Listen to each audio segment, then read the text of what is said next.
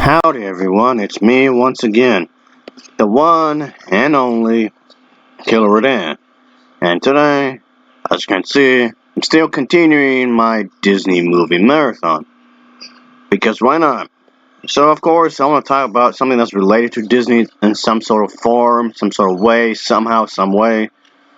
And have it something connected to films or whatever else you want to think of. But okay, let's get straight to the point, I guess. It's gonna be, of course, again, something Disney princess related. Yep, again. And of course, I want to talk about, the Catholic Church specifically, and the Catholic belief. What does this have to do with anything? I don't have the slightest clue. I really don't know. But point being, I'm gonna be spawning to a podcast thing that some people had done. More specifically, a certain segment of their podcast because the original podcast was little, quite lengthy, and I spoke about quite a few different things, but I just want to focus on something specifically. And of course, it's in regards of the Disney princess and whatnot, and the whole thing of Catholicism and the Catholic Church, which is often as referred as the Roman Catholic Church, is probably the largest Christian church out there, and of course, there's many dominations of Christianity and whatnot, and being Catholic is one of them. So, of course, somehow we related to that, I guess, as the world's oldest and largest and continuing kind of community, and of course, there's gonna be lots of international people. It's like a worldwide thing for a lot of people. There's many people from different countries, but especially from America, I guess you can say that wants to get together, have sort of kind of a thing. It's definitely a prominent role in history and development of Western civilization, is what I'm saying. So yeah, there's quite a few different churches in regards of Catholic, of course. And but yeah, with that being said, yeah, let's just get into it, shall we? Trying to have some sort of politics in churches or whatever. Yeah, this should be interesting. Anyway, yada yada yada, blah blah blah. Let's get into it. So, On a boat. on a On a boat. boat. Okay, so obviously the reason Carl's saying on a boat is because presumably, well, see, I don't know if On a Eric's boat. Catholic because I think he comes from some sort of Protestant Scandinavian country. He seems very Protestant. He seems very Protestant. Just everything about the movie. What does that even mean? I think they show like I think the Beauty and the Beast are definitely Catholic. They seem like Belle and they're the Beast seem French, totally yeah. Catholic. What? Belle on the character Beast? The film never indicated someone being Catholic. If anything, the original Being the Beast, neither the sequels nor the remake never indicated of any kind of religion, especially not Catholic. So I don't know what you're talking about here. What is it? And what is this business about a boat? You're like Noah? Okay. But Yeah. Eric less so. Eric seems very like Scandinavian or German or something. Yeah, so first of all, Carl said on a boat because if they were Catholic, they'd obviously have to get married according to Catholic canonical form. They'd Well, I was correct. The whole Noah's Ark and kind of a thing. And having to get married under the Catholic Church because of the belief system or whatever. Okay. What does that have to do with the movie? Exactly. be required to get married in a church. But if they're Wait, not, don't some dioceses allow outdoor weddings now? Could They- Catholics ever get married on a boat? Who cares? Why does that matter? What does that have to do with the movie? Even if that's the case, I mean, I don't know why that would be a requirement, but even if there's an explanation behind that, get married in a boat, that still has nothing to do with the movie. they do. So I presume, yeah. So to Michelle's question, some dioceses do allow outdoor weddings. Catholics will get married on a boat. Does it have to be a specific kind of boat, or just any boat would do? Again, what does that have to do? What does that have to do with the movie anyway? And I suppose it's possible that if they had been Catholic, their diocese would be allowing that. And What you're projecting there? You want it to be about Catholics and stuff like that. Okay. Again, the original Beauty and the Beast, no, the sequels, not in the god awful remake, never implied such a thing. And yes, you can be a good person without being religious. to Mary's question, could Catholics ever get married on a boat? Yes. It wasn't until the Council of Trent that Catholics were required by canon law to be married according to canonical form, to be married in a church and with a priest as a witness and those kinds of things. If you got married on a boat, if you were to try and have that annulled later, Yes, there's been many rituals in regards of marriage and religion. Different churches have different things that they would do and requirements of, to the marriage. That is true. Okay. But obviously this individual is trying to tie all of this, specifically the Catholic faith, to being a beast. The film has nothing to do with that. You're trying to go somewhere else and trying to tie it together with this. Come on, okay. And why does it have to be about the Catholic faith? Why can't it be Muslim? Why can't it be, like a Jew religious person? Or a non-religious? Why can't it be just an atheist kind of thing? So why does it specifically has to be Catholic? That doesn't make any sense. Jehovah's Witnesses is a large group of religious people as well. There's a lot of them. And the Jehovah's Witnesses can't stand the Catholic people. So you're going to have to deal with them, even if the film was about that. Okay, what about like in some sort of uproar with the Jehovah's Witnesses? What then? See, this raises way too many questions and whatnot. And why did it have to damper into this? I don't know. would the diocese under whose jurisdiction it is be like the port at which the boat is based, or? Yeah, there are a lot of canonical questions with this boat marriage. So We haven't even gotten to the rest of it. I know. So one thing is that they say that the diocese that's responsible for the moon is the Diocese of Orlando, because that's where Cape Canaveral is, and so like the astronauts who go to the moon, go from Cape Canaveral, and therefore the Diocese. Talking about astronauts on the moon and the planets, so whatever has to be in some sort of alignment. You realize this comes off extremely random as all hell. You know that, right? It doesn't have to be about religion, any religion, in order for it to be a good movie. It doesn't have to, It really doesn't have to. Well, I'm not even surprised, because yet these are the same people who complain about the homosexuals being present in any kind of movie and being shoved down their throats. Okay, that sounds a lot gayer than it should be, but you know what I'm saying here. But then they don't mind sharing their faith, their point of view, and somebody else's throat. You don't do it to me, but I'll do it to you kind of attitude. Besides that, God forbid, somebody is trying to have diversity in their films. It doesn't have to be specifically one thing. You realize that, right? Anyway, okay, let's just try to wrap this up as soon as we can, I guess. Of Orlando is kind of responsible pastorally for the moon, so to speak. So I think maybe if you got married in a chapel on a boat with the permission of the bishop, it would be the bishop of the place from which the boat Set sail. set sail. So let's say Ariel and Eric. Hold on. I thought we were talking about the Beauty and the Beast. Ariel and Eric. Yeah, okay, I thought they were referring to a friend or something, but okay. Eric is from The Little Mermaid, and so is Ariel. I thought we were supposed to be talking about Beauty and the Beast here, so why are we jumping to another Disney movie all of a sudden? We're trying to get an annulment. She was a mermaid who was transformed into a human being, presumably because she wanted to marry Eric so bad. Version of The Little Mermaid, by which I mean the book, yes, had some Christian teachings in it, but that doesn't mean that the Disney movie's version of that has anything to do with the Christian teachings. If anything, just like the Beauty and the Beast movie, their version of it, Beauty and the Beast and The Little Mermaid, their version of it, barely has anything besetting the original stories. Just because the original story, The Little Mermaid, has Christian teachings, elements of it, but that doesn't mean that the movie will have that. But she also really wanted to be a human being really bad. No, she loved the idea of being a human, but never really understand the concept of being human.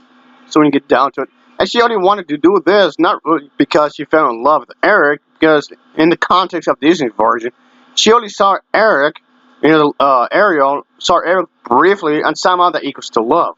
So if anything, the way up to it, Ariel was just horny, and that's it. Not that there's anything wrong with you having, some fun time, you've kept my drift. She just found that dude attractive. But saying that, she loved him, yeah, that's stretching it. She had a whole grotto full of, human treasures that she kept, and she, sang a whole song about how badly she wanted to be human. Wrong. Yes, Ariel had collected a bunch of items from the human world, but that's only because she found the human world fascinating. It's something she never experienced herself. up until a certain part of the movie, of course. If anything, it was like a curious thing. How is this like? How is that like? Why is this? Why is that? So, just like any child or whatever, of course, if anything you never experienced before, of course you'll experience it because you find it interesting. That was it. It was not because she loved the human. She likes the idea of what a human is, maybe, but she doesn't understand what the concept of being human is. She can't just learn that right away. Gonna be extra technical about it. She's technically a humanoid because half human and half mermaid. So again, a humanoid, technically speaking. There's such a thing as marriage of convenience, right? How do you weigh the two motivations? Yeah, so when two people say I do, the tribunal asks the question, first of all, were they capable of saying I do, which is what we've been talking about. Referring to the old way of, the whole Catholic Church and whatnot, the New Testament, in particular the Gospels, records Jesus' activities and teachings, his appointment of the 7 disciples, and his great commission of these said disciples, if I'm pronouncing that out right, of course, and instructing them to continue his work. The book of disciples, again, excuse me if I'm mispronouncing that, tells the founding of the Catholic Christian Church and the spread of the message of the Roman Empire. The Catholic Church teaches that its public ministry began in its own place and whatnot, and of course, Corin, 50 days of the following the date of that Jesus believed to have resurrected. So trying to have like an old way of trying to teach in a Disney film. Again, the Beauty and Beast never indicates such a thing, and also the Little Mermaid isn't about that either. It sounds like you just want it to be about that, when in reality, it really isn't. And then what were they saying I do to? Or to what were they saying I do? So was marriage itself the object of their consent? So you could partially simulate your consent? Partial consent to marriage isn't a thing. Either you're going to agree to do it or you don't. There's no in between that. And also, getting married, well, yes, of course, the Little Mermaid, Ariel, eventually did get married at the end of the film, yes. But that was not her intent of the entire movie. It just eventually led to that, yes. But, and as for, Belle and the Beauty and the Beast, and in that film, yes, they eventually got together, sure. Belle and the Beast guy, yes, they eventually got together, sure. But still. But you could also totally simulate your consent. So a person who is going through the act of marriage, kind of the appearance of marriage. Eliminate yourself through the act of marriage? What are you talking about? What is that? It just seems like an odd way to word something, but okay. Just to get something else, some other good that they desire, is said to be totally simulating their consent. So if you're just... In order to get something great in life, you have to get married in these specific circumstances in the way you just said in order to get that. Is that what you're saying here? It seems weird. Totally simulating the marriage for the sake of some other good, then you haven't really said I do to what marriage is at all. What you're getting at? You want to have a good life and good everything, good house, good kids, good everything through marriage, specifically the way the Catholics would do it. That doesn't make any sense. I thought the Beauty and the Beast movie was a better film than Little Mermaid because the story was constructed better. The Little Mermaid movie does have like a bunch of plot holes. Yes, I'm referring to the original one, but okay. It's not the worst thing I've seen, but the film is nowhere. Neither film is indicating anything that's in relation to what you're talking about. But at the same time, human beings are complicated, and their wills are complicated, and so I want literally every single human being in existence to convey into one single kind of method of marriage. That sounds like a contradiction right there. Usually sort of we're saying I do not in like the absolute pure sense of like I absolutely want marriage in its entirety, but with a constellation of factors and a constellation of motivations. And so it's very rare, I think, that you would have, solely one motivation. And Ariel did not want to get married at first, and Belle didn't want to get a relationship at first. Neither of these two characters planned out to have a relationship. It just happened that way. Neither characters, no, Belle nor Ariel, sought out to have any kind of relationship at all, whatsoever. It just became that after a while. For marriage. But I think what the tribunal tries to parse out was part of what you were doing, even implicitly, right? Because the church wants to give marriage the benefit of the doubt as much as possible. So it was part of what you're doing, even implicitly, trying in some way to establish. Speaking, I don't care what the church wants. Yeah, but the point being is that, yeah, they're acting as if that, okay, yeah, the church is looking out for you. They want you to be happy. And if you rebel against it, you're the disrespected one. You're being ungraceful or whatever. And the only way you can reach true happiness is through marriage with another woman. And that's just ridiculous, of course. I mean, yes, as I was saying right earlier, when it comes to religious bit where, there's been conditions in the Roman Empire that, I mean, yes, there's been a spread of new ideas and the empire's network of roads, waterways, and whatnot, different ways to travel, of course. So there was different ways trying to make traveling a bit more safer compared to the times before. The empire had, of course, encouraged the spread of a common culture with the Greek roots, which allowed ideas to be spread more easily and is expressed and understood. Unlike most religions in the world, even at the time, however, with Christianity, just like being Catholic, it's only the idea is that it would renounce any other gods, as if there's only one God in this case. So this one God wants you to be happy through the church, through marriage. Itself is rather odd to begin with because they won't allow lesbians or any other homosexuals in the LGBT community, or even bisexuals, trans people, atheists, or people of a different faith to get married, and they don't even allow um, different faiths to get married to each other, like having, let's say, a Jewish person marry a Christian and a Catholic, so on and so forth. Even that is forbidden. So funny that they will say this kind of thing. Oh, to be truly happy, you must get married. Okay. This lifelong partnership between a man and a woman that is marriage. You just contradict yourself. Why does it specifically have to be between a man and a woman? See, he just contradicted himself right there. Why can't it be, of course, for some people, it's going to be an age difference. And I mean, with some Catholic people, I mean, yes, some Catholic people might take issue to that, but others may not. Because, hey, as long as they're Catholic, who cares? But yeah, trying to preach acceptance and whatnot while rejecting others is in itself a contradiction. You can't preach happiness, but trying to, be really mean to everyone else, like the homosexuals. Another canonical thing with princesses that I was thinking about is, have you guys seen Princess and the Frog? Princess and the Frog was all that great of a movie, if I'm going to be honest here. But the fact that I've seen it or not is none of your business. And again, why are we changing the subject? I thought we were talking about Beauty and the Beast here. Yeah. It's been a while. I watched it on Saturday. And I honestly do not care. Do not care, do not care, do not care, do not care, do not care. Well, we had to turn it off at some of the scary parts because my daughter got scared. Really? Seriously? Princess and the Frog was too scary. Really? The part where she finally turns into a frog? Was that too scary? Was that it? It's so horrifying. What the bits where the villain character uses magic to do bad things in the movie? Was that the scary part?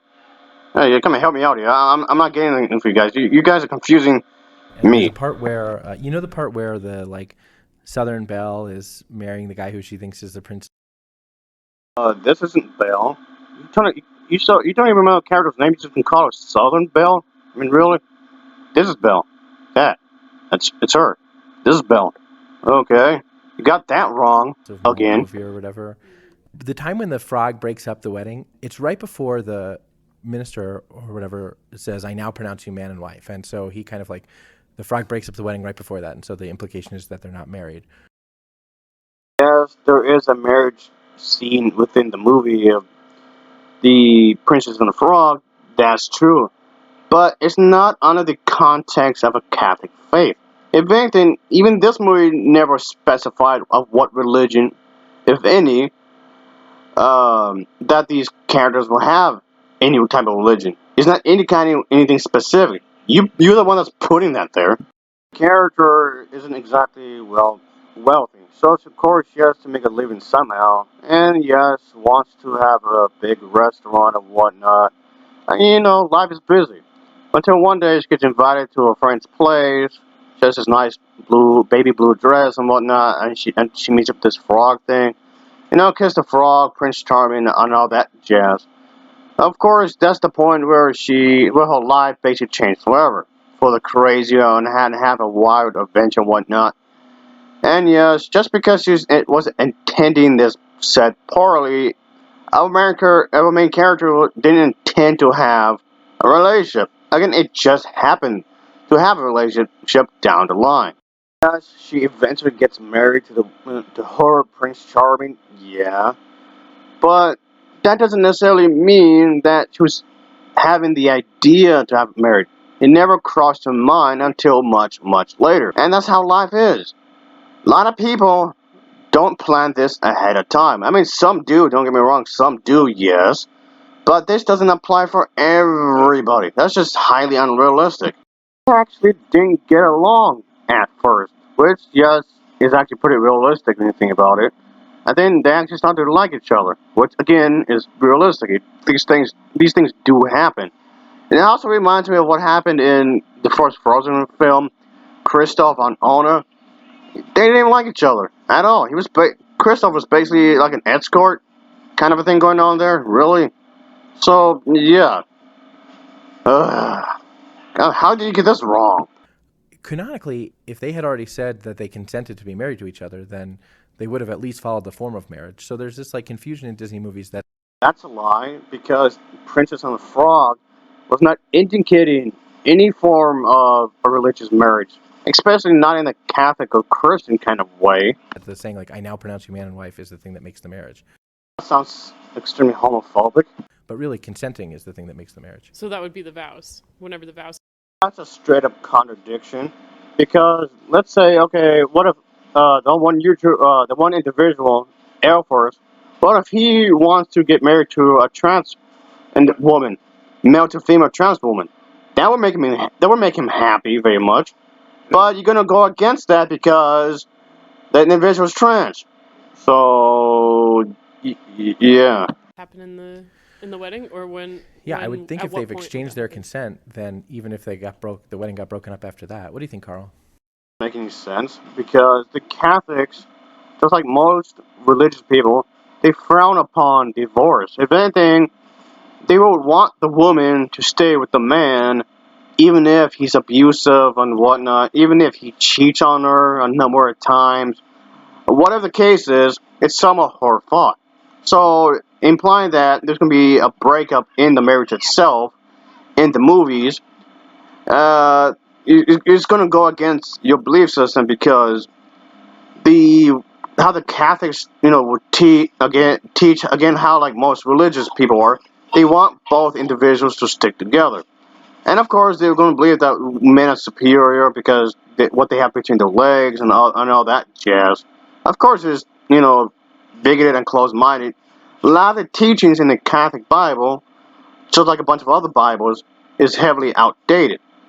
And a lot of it is extremely vague, and because of this vagueness, people interpret it in such a way and apply it to movies. Just like what these people are doing right now. That doesn't mean they're right, just because you can add a context of religious beliefs to the movies just because you want it to be there does not mean it's correct. That doesn't mean the movie's doing that right there. Yes. As soon as both parties have exchanged consent. Consent? That's not a thing, That's not an actual thing. That's and the so, marriage. at what point does that happen? The vows? Or does The it vows, happen yeah. before that? Like in Princess Okay. Bride, you know how in Princess Bride when the guy is what is the marriage guy saying? Man and wife. Every marriage and every movie is hinting at a Catholic faith.